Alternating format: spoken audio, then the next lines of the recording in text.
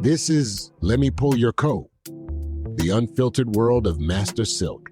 If this is your first time, welcome. If you're a loyal listener, welcome back. Today, we're not sugarcoating anything. In fact, playtime is officially over.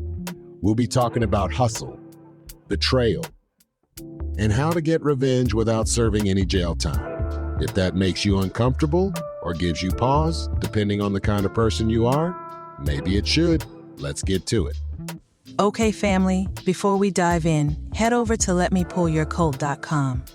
Be sure to check out the blog, the reviews page, the video page, and the merch shop. We have hoodies, caps, and them tour jackets you all have been blowing up my inbox about. Make sure you're following us on IG, FB, Blue Sky, Fanbase, Twitter, and YouTube. Wherever you get your podcasts, we're there. Listen on Apple, Spotify, Amazon, and iHeart. Let me set the record straight. Fast money looks sexy, but it burns quickly. I came from having women walk the blade, then I owned strip clubs, then live music venues and nightclubs. I flipped everything I could touch. That was my hustle. But the boardroom? That's where you get freedom. I've seen cats driving foreign cars one year and begging for change the next, because the hustle don't give pensions. No 401k, no generational wealth.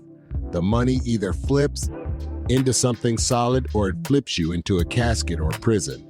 That's why I bought stock in companies that people spend money on every day.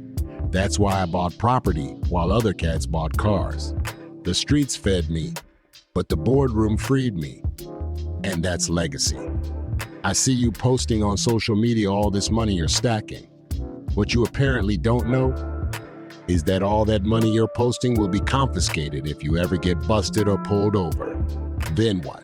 Our first question this week comes from Damien in Sydney, New South Wales. He asks, Master Silk, can a hustler ever really retire with something to show? Or does the game always eat you alive? Damien, retiring from the hustle is like leaving a casino after winning big. You better leave quick before the house takes it all back. The hustle doesn't have a pension. You either flip that money into something untouchable or the streets flip you into just another statistic. When I was younger, I saw cats hiding and counting stacks in shoeboxes and under mattresses, thinking they'd live forever.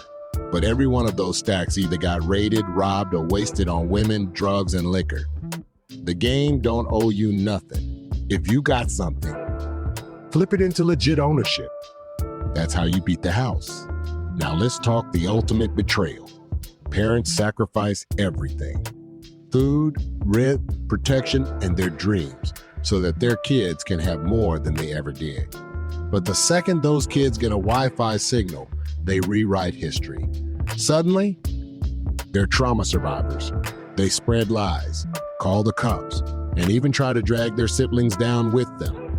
I've seen this firsthand, and let me tell you, parents, stop begging your ungrateful, manipulative children. If they walk out, and if they are of age, let them agitate the gravel. Don't give liars your peace.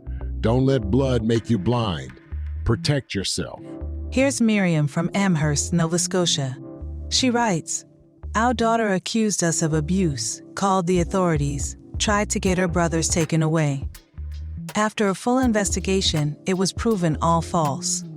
But my family still sides with her. What do we do? Miriam, you cut them off. Blood don't equal loyalty.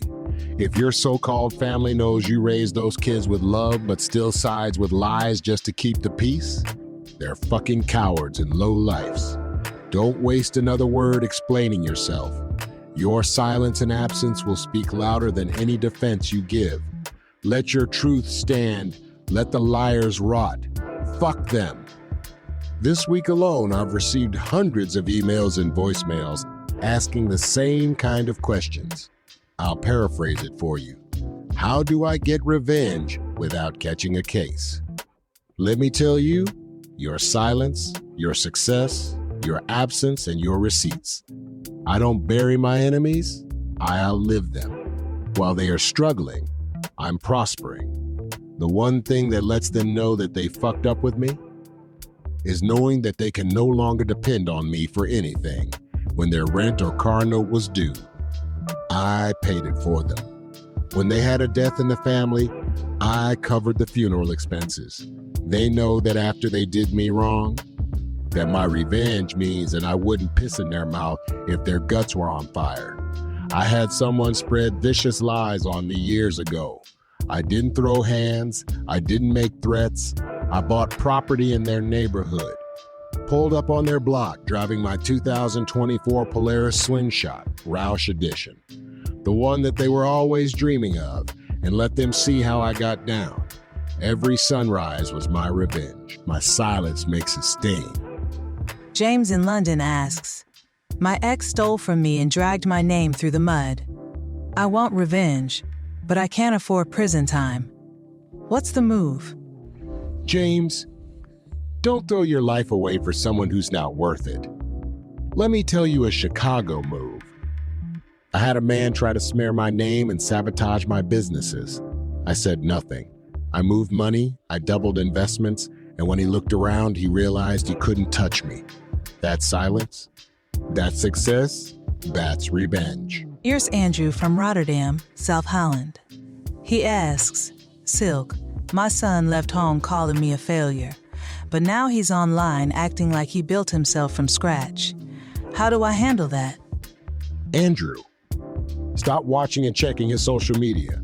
Stop checking his page. Stop feeding energy into his lies. Let him build that false image, because one day, life's going to expose the cracks in his bullshit. And when it does, the truth will be standing tall. And that's you. Parents, hear me. You don't owe silence for lies, but sometimes your silence is the best punishment. This one's from Tanya in Fayetteville, North Carolina. She says, China doll, how did you deal with walking away from the streets and the friends who tried to pull you back? Tanya. Some of the same women I worked with laughed when I said I was leaving. They had no idea that I had met Master Silk and that he was guiding me to a better life. They said I'd be back, but I didn't run my mouth. I built my moves in silence.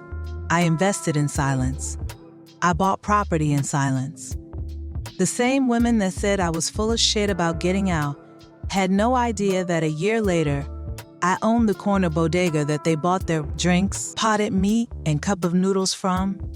They had no idea that I had a 75% investment in the Royal Inn Motel where they turned tricks every night.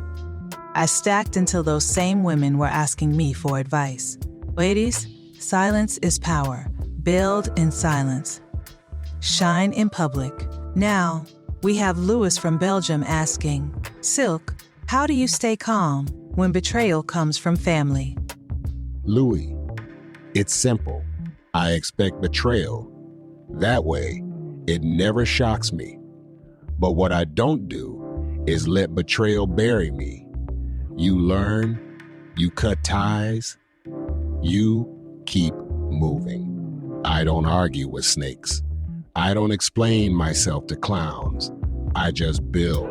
And when they choke on the sight of my success, that's my drug, my reason to keep moving. If you can't handle being alone and building in silence for over a year, then you are not built for the success you know you deserve. And now, our new spotlight section, where we shine a light on businesses, singers, rappers, poets, butchers, bakers, and candlestick makers. In other words, anyone building a legacy. This week, salute goes to Good Foods. It's a family and African-American owned company feeding America with high-quality canned foods. Everything from beans, fruits, and vegetables. You can find them at Target, Walmart, and Kroger. If your local supermarket doesn't carry them, request that they do. That's how you build legacy, feeding families and keeping business in the community.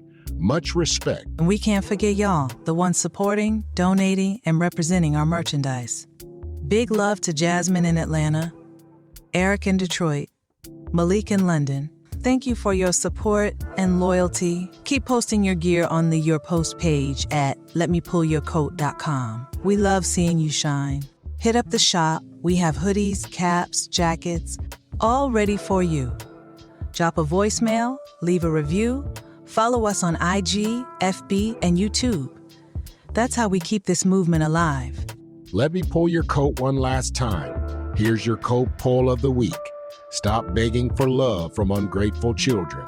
Stop defending yourself to family who already chose lies. Protect your peace like gold. And when it comes to revenge, don't risk your freedom. Outlive, outturn, and outshine all your haters. That's your greatest revenge. Surround yourself with people that already love you, not people that love you only when they need you. If your phone didn't ring when you were down, don't answer it when you're up, because your forgiveness is a gift, not an obligation. And the truth doesn't die. It only waits.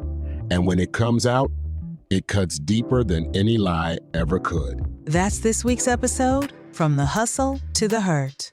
Legacy, lies, and the art of revenge. Raw, brutal, no playtime. Check out the blog for this episode and discover the Easter eggs. Keep sending your questions and tune in next Tuesday.